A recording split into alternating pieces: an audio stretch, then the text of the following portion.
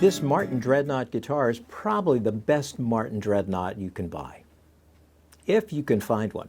Hi everybody, this is Todd, middle initial C Walker. Yes, that's right, it's me. And I am holding a guitar that Martin built. They only built 1,000 of them, and they built them in 2016 to commemorate the 100th anniversary of the Dreadnought. Not the battleship, but the Dreadnought guitar, which Martin is so famous for. They were the first one. What was the first one called? A Ditson or something like that, a custom order. I like to call it the poor man's D28, although a D28 didn't really have Adirondack spruce top, or at least the current ones don't. They have regular Sitka spruce. This sounds very much like a guitar made in the 1930s or the 1940s. And part of that reason is because the Adirondack spruce top has the VTR processing, which is basically torrefaction. And torrefied wood is wood that's been put in an oven and baked to a certain temperature. It ages the wood, gives it that nice patina, that aged look. Supposedly what it does, it helps the guitar sound like an older guitar. I guess it does. It does sound a little bit woodier to me than, say, a guitar made with untorrefied Sitka spruce or Adirondack spruce top. And Adirondack spruce is known for the fact that you can drive it without it breaking up. And this guitar, you can drive. I'm not a heavy player. I'm not a bluegrass player, but this is a killer bluegrass guitar. It's very loud. It intonates really well. The action, right from the factory, is slightly high, a little higher than I would normally play. But it's great for someone who has a heavy pick hand. But it's really got a great sound. I'll just play a couple chords here so you can hear it.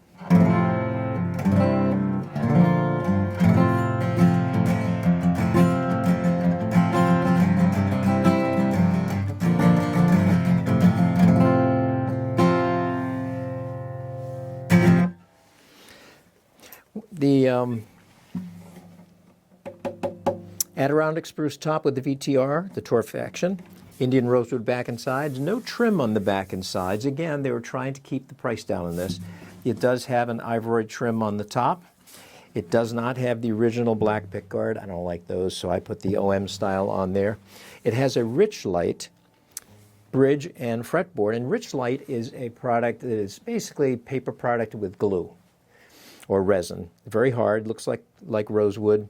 Works really well. It's a fairly inexpensive version. It doesn't deplete the forest, which is nice. The neck is some sort of mystery wood. They didn't say exactly what. I think it's stained. Who knows what it is, but it hasn't moved. It's got a nice oval shape to it. It's very, very comfortable. They call it the neck a performance taper. I'm not quite sure what that means, although it probably, the oval changes as you move up the neck. All I can tell you is it's extremely comfortable to play. Open back tuners. A 1 3/4 inch nut width, and of course, as we know, many of the earlier Dreadnoughts had a 1 11/16. This one has 1 3/4. It has the traditional 25.4 inch scale length that Martin is famous for. As we know, Gibsons are shorter than that. I think it's 24.75 or something like that. Gibson players call this long scale. I call it the right scale because I like playing it. Since I tune all my guitars down a full step, D to D instead of E to E, it fits my vocal range a little bit better. But it is a really neat guitar. It's got the forward shifted X braces. They are scalloped. Let's see what else. I think that's pretty much it. But it's called the Martin DR Centennial. 100 years, centennial, of course. They only made 1,000 of them, and again in the year 2016. The reason I said it's the best Martin Dreadnought you can buy, if you can find one, is I just checked Reverb and eBay. Neither one had it. I checked a lot of retailers. Nobody has it, either new or used. Obviously, they wouldn't have it new since it was built so long ago. Is it a good guitar? Absolutely. If you're a bluegrass player and you're on a budget, because these sold new for $1,999, whereas you're going to be at least $1,000 or more for a nice glossed version with a little bit of bling on them. Really, really nice guitar. They come with the traditional Martin hardshell case. If you're a singer-songwriter, it'll work just fine. You can fingerpick on it.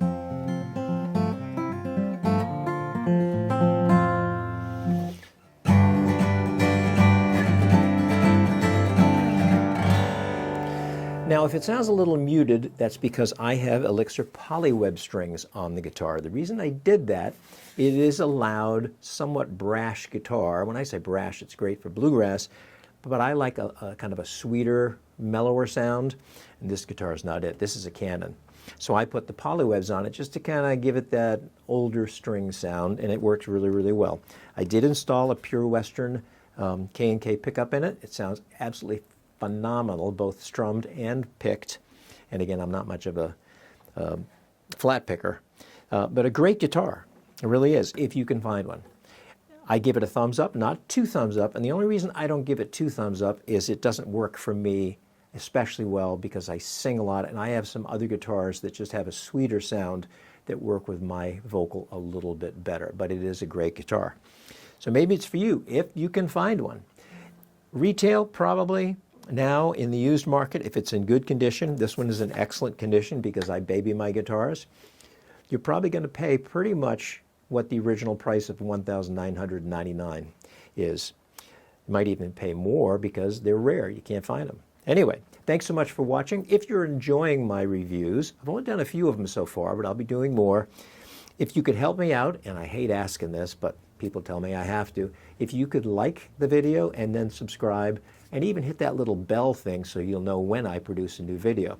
But in the meantime, you stay there and enjoy playing guitar, because that's the whole fun anyway, right? Just playing them? Well, that and buying guitars. I need to sell a few so I can buy more. How about you?